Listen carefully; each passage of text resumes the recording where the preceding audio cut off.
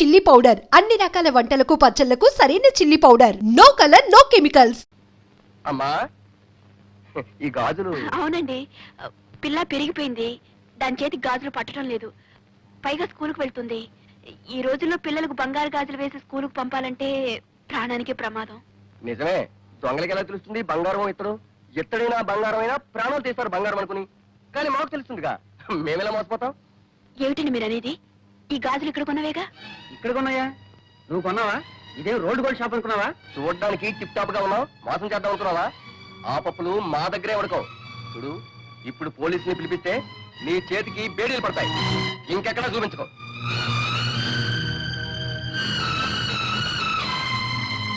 మరి ఇది? అది బంగారమే, ఇక్కడ కొన్నదేనమ్మా. రెండు ఇక్కడే కొన్నవనుకున్నానండి, క్షమించండి. వదినా, ఏమిటి బట్టలు సర్దుతున్నావు? ప్రయాణమా? డాక్టర్ గారు అని మదనపల్లి తీసుకెళ్ళమన్నారు, వెళ్తున్నాం. దుర్గా, మనం మదనపల్లి వెళ్ళడం లేదు. ఏ? నా దగ్గర డబ్బు లేదు. నా దగ్గర డబ్బుంది. ఎక్కడిది? నా పుట్టిన నుంచి తెచ్చింది కాదులేండి. నాకు తెలుసు ఆ డబ్బుని మీరు విషయంలా చూస్తారని. మరి ఇంకెక్కడిది? మీరు ఇంటి ఖర్చుకి ఇచ్చిన డబ్బుల్లో మిగుల్చుకుని దాచుకుంది. సరేనా? నువ్వు దాచుకున్న డబ్బు నీదే అవుతుంది. చూసావా చూసావా సరళ, నీది నాది అంటూ ఎలా వేరు చేసి మాట్లాడుతున్నారు. నేను కాదు వేరు చేసి, నువ్వు ఇచ్చిన డబ్బు అప్పుడే అయిపోయిందని అడిగిన దానికి ఏం చేశావు? మీరు ఇచ్చే ప్రతి పైసా లెక్క రాసి పెట్టాను, కావాలంటే చూసుకోండి లెక్క పుస్తకం తీసుకొచ్చి నా మొహాన్ని కొట్టాను. చూడక్కర్లేదు అంటే నా డబ్బే నీకు అక్కర్లేదన్నా. ఇంత చిన్న విషయానికి రభస్ చేసి ఇంట్లో వెళ్ళిపోయాం.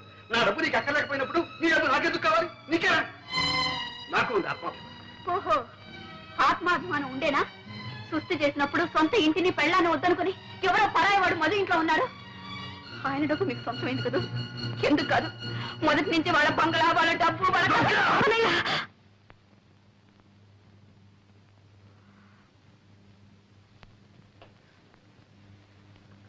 ఏమిటిది?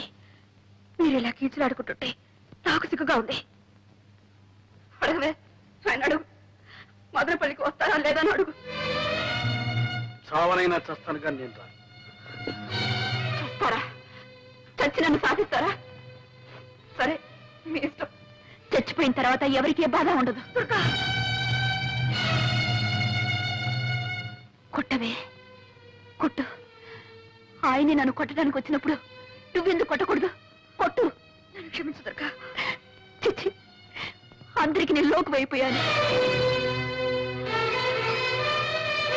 దుర్గా, అది కాదు దుర్గా, అన్నయ్య నువ్వెంత మాట అన్నావో తెలుసా? ఆయన నన్ను ఎంత నిర్లక్ష్యం చేస్తున్నారు. నేను ఎన్ని భరించానో, ఎన్ని దిగమిగుకున్నాను. నీకు తెలుసో తెలీదు, నేను డాక్టర్ని తీసుకొస్తే నువ్వు పంపావన్నారు. దానికి అర్థం ఏమిటి? ఆయనంటే నాకేమీ అక్కర్లేదనేగా. సరే, పొరపాటు అనుకోవచ్చు. నువ్వు పంపినా ఒకటే, నేను పంపినా ఒకటే. కన్న బిడ్డకి ఎప్పుడో బంగారు గాజులు తెచ్చిచ్చారు. అవసరానికి వాటిని అమ్మడానికి పోతే అవి గిల్టు అని తేలింది. ఆ షాప్ వాడు నన్ను ఎంత అసహ్యంగా మాట్లాడటో తెలుసా? లేకపోతే లేదని చెప్పొచ్చుగా. ఎందుకీ నాటకం? ఎవరిని మోసం చేయడానికి? ఆ కన్న బిడ్డనా? కన్నబిడ్డ, అందుకే ఆ చనువు తీసుకున్నా. నువ్వు కట్టుకున్న భార్యవే, ఆ చనువు తీసుకోగలిగానా? నిన్ను మోసం చేయగలిగానా? ఇదిగో, నీకు ఇచ్చిన ఆ నెక్లెస్ బంగారం, నీకు తెలుసు లేదు? తెలుసు. దాన్ని అమ్మే డబ్బు తెచ్చాను. నా దగ్గర నగలు నాకు కాదు. అది మీరిచ్చిన నగ, మీ డబ్బు. దాన్ని వాడుకోవడానికి మీకెందుకు అభ్యంతరం? ఇచ్చిన తర్వాత ఆ నగ నీది, ఆ డబ్బు నీది. నీది నీది నీది ఏమిటి మీరు అనేది? నా డబ్బు మీకు అక్కర్లేదు, నేను తీసుకొచ్చిన డాక్టర్ మీకు అక్కర్లేదు, నా సేవ మీకు అక్కర్లేదు అంటే నేను మీకు అక్కర్లేదనే. నేను మీకు అక్కర్లేదన్నప్పుడు ఎందుకుంటాను? ఎవరి కోసం ఉండాలి? మనసులో చోటున్న మనిషికి జీవితంలోనూ ఇంట్లోనూ చోటు ఉంటుంది. మీ మనసులో చోటు లేనప్పుడు మీ ఇంట్లో కూడా చోటు లేదు. చోట్లేని ఇంట్లో చోటు చేసుకుని బలవంతంగా బ్రతకాల్సిన కల్పన పట్ల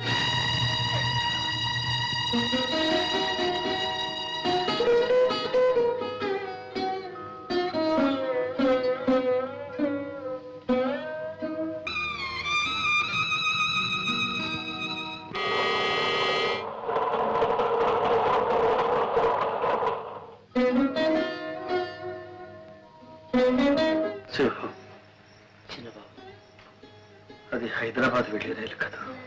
అవును, అది నా గుండెల మీదకి వెళ్తుంది. దుర్గా ఆ రైల్లోనే వెళ్తుంది. రైలు తిరిగి వస్తుంది. దుర్గా ఎందుకని చిన్నబాబు? రాదు. దుర్గా పిలిస్తే నేనెందుకు వెళ్ళలేదు? అందుకే మనసు విరిగిన మనిషి, మరణించిన మనిషి మళ్ళీ రావడం అసంభవం.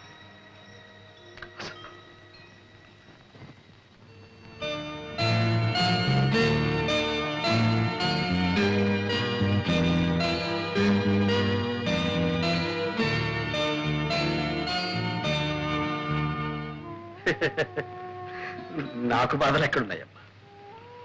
దొరకలేకపోతే నేను ఒక్కడిని ఎక్కడైనా ఎలాగైనా బ్రతకాలి, హాయిగా బ్రతకాలి. దుర్గ లేకపోవడమే నీకు హాయిగా ఉందా అన్నయ్య?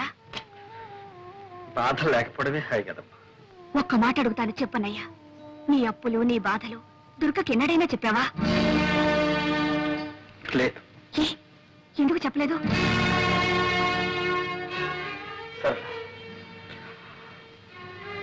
మొగుడిని ప్రేమించడం వేరు, అర్థం చేసుకోవడం వేరు. దుర్గకు ప్రేమించడమే తెలుసు, అర్థం చేసుకోవడం తెలియదు. ఆమెకి అది చేతగా. అలాగని ఆమెకేమీ చెప్పకుండా అన్నీ దాచుకున్నావు. నీ కష్ట సుఖాలు చెప్పలేదు, నీ ఇష్టాలు చెప్పలేదు. నువ్వేం చేస్తున్నావు, ఎలా సంపాదిస్తున్నావు, ఎంత సంపాదిస్తున్నావో ఆమెకి తెలియదు. చివరికి నీ వినోదం కోసం నువ్వే చక్రపాణి అన్న సంగతి కూడా ఆమెకి తెలియకుండా దాచుకున్నావు. ఇన్ని దాచుకున్న భర్తను ఏ భార్య అయినా ఎలా అర్థం చేసుకుంటుంది? అతని బాధల్ని ఎలా పంచుకోగలుగుతుంది?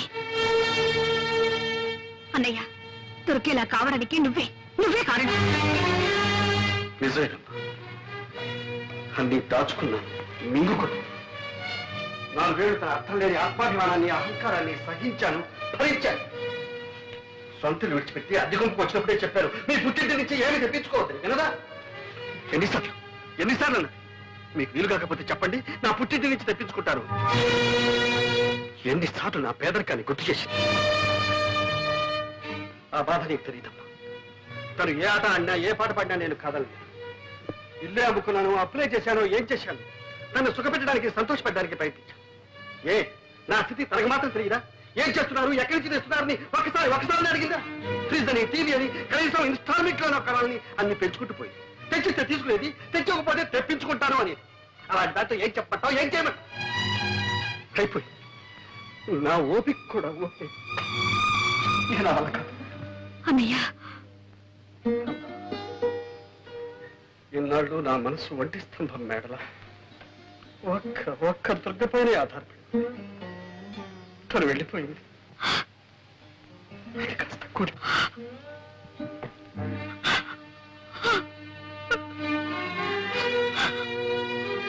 నువ్వెందుకమ్మా కంగారు పడతావు? నేను చచ్చిపోతాననుకుంటున్నావా? నో, లేదా, నేను అంత తేలిగ్గా చచ్చిపోలే. నేను వెనకపోతే నాకున్న బాధలన్నీ అనాథలైపోయి. అందుకని నేను పోను. అమ్మా కవిత, మీ డాడీ రాలేదేమమ్మా? మా డాడీకి ఒకటి జ్వరం, తలనొప్పి. ఏ డాడీ కొంట్లో బాగాలేదా? అవును తాతయ్య. మరి మమ్మీ నువ్వు వచ్చేసరే? మా డాడీ మమ్మీ పోట్లాడుకున్నారు, ఇక రానని వచ్చేసింది. ఓహో, అలాగమ్మా, నీకేం భయలేదమ్మా. డాడీ దగ్గరికి నేను పంపిస్తానుగా. వెరీ గుడ్ తాతయ్య. వెరీ గుడ్, నువ్వు వెళ్ళి ఆడుకోమ్మా.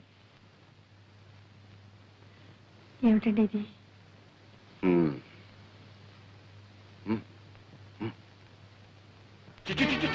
ఎందుకే ఏడు నీకు వచ్చినాయి, చెట్టుకు వచ్చినాయి. ఇంకా చిక్కు లేకుండా నిలబడామే. ఇంకొక క్షణం నా ఇంట్లో ఉంటాను. పిల్ల ఏమండి, తాగొచ్చి తన్నా ఆడుతున్నారా? నా ఇష్టంలో తాగుతాను, తనని ఆడతాను. నువ్వెవరు ఆడటానికి? దాని బట్టి మాటతో ఫెయిల్ అయిపోతున్నావు. ఏం మాట్లాడుతున్నారు మీకు తెలుస్తుందా? మీకేమైనా మర్చిపోయిందా? మర్చిపోయి మాట్లాడే నీకు మాట్లాడంటే పక్కన ఇరిగిపోయి జాగ్రత్త. నీ పెట్టి పేర పట్టుకు పోయి నన్ను ఎక్కడ పొమ్మంటారండి? ఎక్కడ పోవాలో అది కూడా నేను చెప్పాలా? మొగుడు వదిలిపెట్టినారది, మొగుడు వదిలిపెట్టినారది, ఎక్కడికి వెళ్ళాలో నాకంటే నీ కూతురు బాగా తెలిసే బాగానే చెప్తుంది. ఇగో, నీ పుట్టింటికి పోతావో లేకపోతే ఎక్కడికి పోతావో మళ్ళీ ఈ జన్మలో నీ ముఖాన్ని చూపెడతావు. మొగుడంటే ఇల్లంటే ఒక గౌరవం ఉండాలి. పెద్ద శ్రీరంగ నీతులు చెబుతున్నావు? నేను మగాణ్ణి, నీ మొగుణ్ణి. నా అవసరాలు నాకుంటాయి. అవన్నీ నీతో చెప్పాలా? నాకు అర్జెంటుగా ₹1,00,000 కావాలి. పోయి పుట్టింటికి వెళ్ళి తీసురా. ఉన్నాయి కానీ ఈ అప్పకు లక్షలు కోట్లు. అయ్యో ఏమిటి నీ కర్మ? మా నాన్న ఏమని అడుగుతానండి? అడిగితే మీరంత చులకడైపోతారు. పుట్టి నుంచి డబ్బు తెస్తే మీ మర్యాద ఉంటుందండి. మర్యాద ఏమిటి మర్యాద? నీకు కావాల్సిన తెచ్చుకున్నావుగా, నగరం, చీరలు, బీరువాలు, పోషణలు. ఏ నాకు తెచ్చారా నీ మర్యాద? ఆడదాని మీద చేయిస్తావా? నీకు సిగ్గు లేదు? ఏమో ఏంటి సిగ్గు గిగ్గు అంటున్నావు? ఇది మా భార్య భర్తల విషయం. నువ్వెవరు కలుగు చేసుకోవడానికి? నీ ఇంట్లో నీ పెత్తనం చలాయించుకో. ఇది నా ఇల్లు. నేనేనాడు ఇంట్లో కాలు పెట్టానో ఆనాడే నా ఇల్లు. నీకేం సంబంధం? వదిన మొగుడితో ఏదో బుద్ధిగా కాపురం చేస్తున్న దానిలో తగుదనమ్మా అని వచ్చి నీతో చెప్తుంది నీతులు.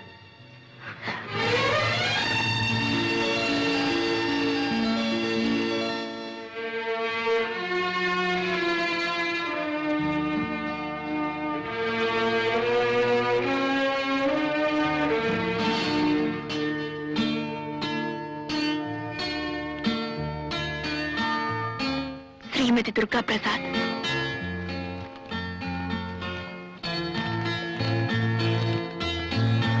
దుర్గా, నువ్వు వెళ్ళా. ఈ ఇల్లు, నా కళ్ళు, నా మనసు అంతా ఖాళీ అయిపోయింది.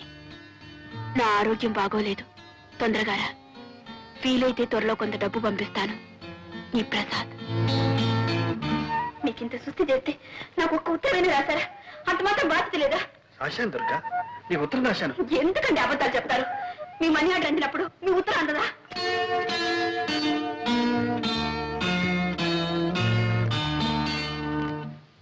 దాంపత్య జీవితం మధురాతి మధురంగా మలుచుకోవాలంటే ప్రతి భర్త, ప్రతి భార్య ఒక్కసారి కాదు 100 సార్లు చదవాలి చక్రపాణి గారి ఆత్మార్పణని.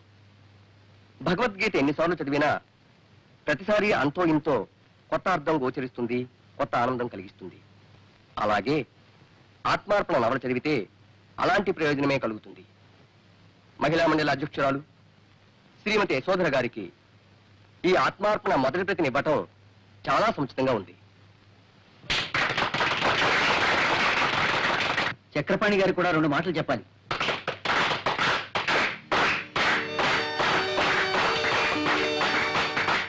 మిత్రులందరికీ నమస్కారం. ఒక రచయితని గాని, కళాకారుణ్ణి గాని తను చేసిన ప్రయోగాల గురించి తననే మాట్లాడమనడం అంత న్యాయం కాదు.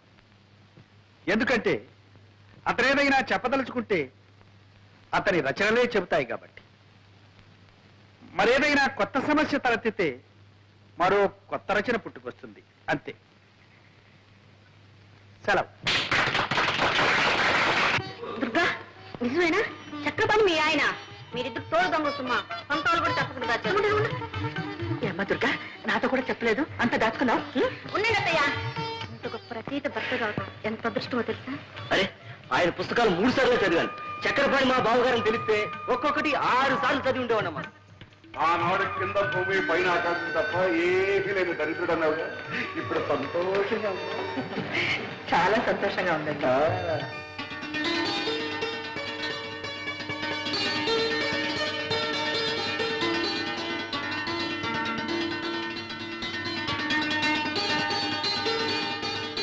కలం పేరు చక్రపాణి, అసలు పేరు ప్రసాద్.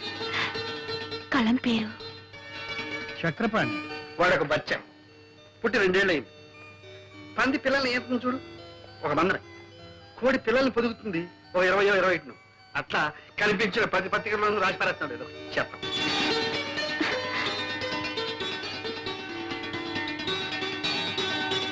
ఆత్మార్పణకు మరో పేరేనా? చెల్లి సర్. చెల్లి సరళకు అంకితం.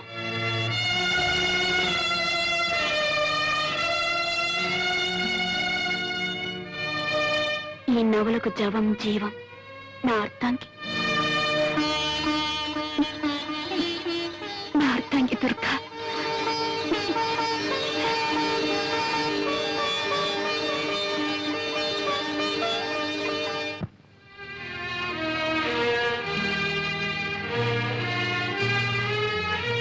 సరళ, వదినా వచ్చావా? అవును సరళ, సరాసరి నీ దగ్గరికి వచ్చేసాను. మీ అన్నయ్య దగ్గరికి వెళ్ళాలంటే నాకెందుకో జంకగా ఉంది. చాలా ఆలస్యంగా వచ్చావు వదినా. అన్నయ్య నీకు శాశ్వతంగా దూరం అయ్యే వరకు నువ్వు పట్టించుకోనే లేదు. సరళా, ఏమైంది సరళా? ఏమైంది? కంగారు పడకు, నాకంతా అయోమయంగా ఉంది సరళా. ప్లీజ్, ఏమైంది? నువ్వు వెళ్ళిపోయిన తర్వాత అన్నయ్య ఎంత కష్టంలో ఇరుక్కున్నాడో తెలుసా? సేఠ్, ఎందుకు ఈ గొడవ? గొడవ? అరే, అమ్కి అప్పు వసూలు చేయడానికి రావడం గొడవ. మీరు కోర్టుకి రాకుండా మనిషి పత్తా లేకుండా పోతే అది గొడవ కాదు. సామాను జప్తు చేయడానికి వస్తే అంత అమ్మ గారిది అయ్యా గారిది కాదు అని మీ వాడు మీదికి దూకితే అది గొడవ కాదు. అది కాదు సేఠ్, వాడు చెప్పిందంతా నిజం. ఇక్కడ నువ్వేమీ నవ్వు మర్యాదగా జప్తు చేయనిస్తారా? సరే సరే, అది నాది కాదు ఇది నాది కాదని మడత పేచీలు పెడితే రేపు ఈ పాటికి అరెస్ట్ వారెంట్ తెచ్చి అతన్ని జైల్లో దోయించేస్తాను. నువ్వు నా చిన్నబాబుని జైల్లో కూర్చోబెట్టున్నావా? ఎలా పెడతావో చూస్తా. నేను చూస్తాను. ఏం చూస్తావు? సింహం, నువ్వు ఊరుకో. సెట్ చేయి. ఈ నగలు తీసుకొని నీ బాకీ కింద జమ కట్టుకోండి. అమీనాజీ, అదండి పోదాం.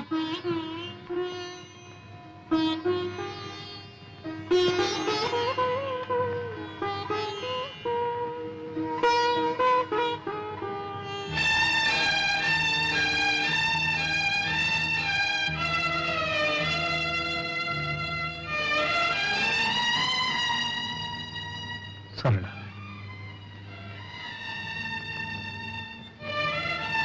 తీర్చగల రుణాన్ని తీర్చలేని రుణాన్ని నాకు మిగిల్చావా? అన్నయ్య అంత బాధలో కూడా నాకు కబురు చేశాడే గాని నీ పేరు తలపెట్టలేదు. ఒక ఆడది భర్తను ఆదుకోగల ఆపద ఇంతకన్నా ఏముంటుంది? వదినా, నువ్వు ఒకప్పుడు అన్నావు చోట్లేనింట్లో చోటు చేసుకొని బలవంతంగా బ్రతకడం కట్టి వెళ్ళిపోవడం మంచిదని. ఇప్పుడు నేనంటున్నాను నువ్వు వెళ్ళిపోవడమే మంచిదని. నీకెదురయ్యే అవమానాన్ని నువ్వు భరించలేవు. సరళా, అవును వదినా, ఆత్మాభిమానం అనేదానివి. ఆత్మాభిమానం అనే పేరుతో అహంకారం పెంచుకున్నావు. కానీ ఆత్మాభిమానం అంటే ఏమిటో నిజంగా నీకు అర్థం తెలియకుండా పోయింది. భార్యాభర్తల మధ్య కావాల్సింది ఆత్మాభిమానంతో పాటు అవగాహన. ఆ అవగాహనే ఆత్మార్పణం. ఇదిగో నా నగలు కాదు, నా అహంకారం. నీ నగలు విడిపించుకో. నేను నా స్థానం పోగొట్టుకునుంటే దాన్ని తిరిగి సంపాదించుకోగలను. నేను ఎన్ని తప్పులు చేసినా ఆయన నన్ను క్షమిస్తారు. నాకు ఆ నమ్మకం ఉంది.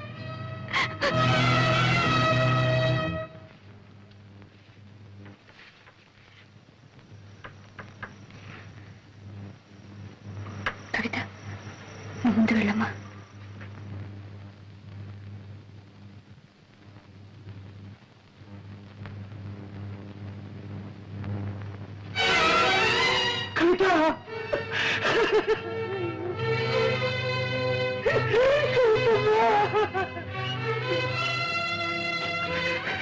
అమ్మ రాలేదమ్మా. అమ్మ వచ్చిందా?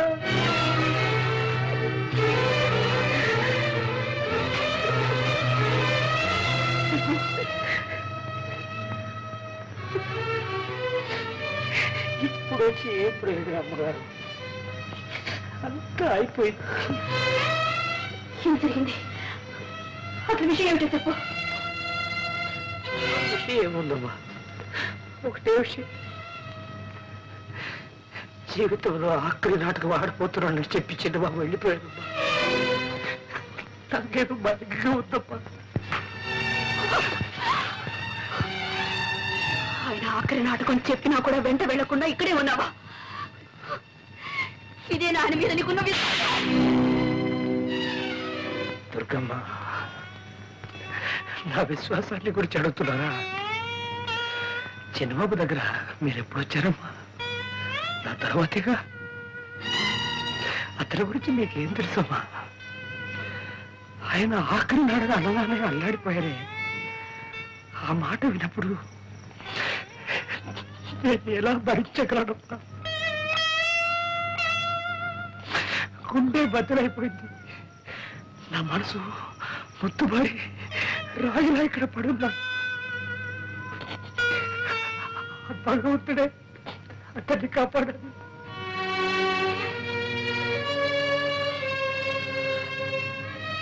నాటకం ఎక్కడ?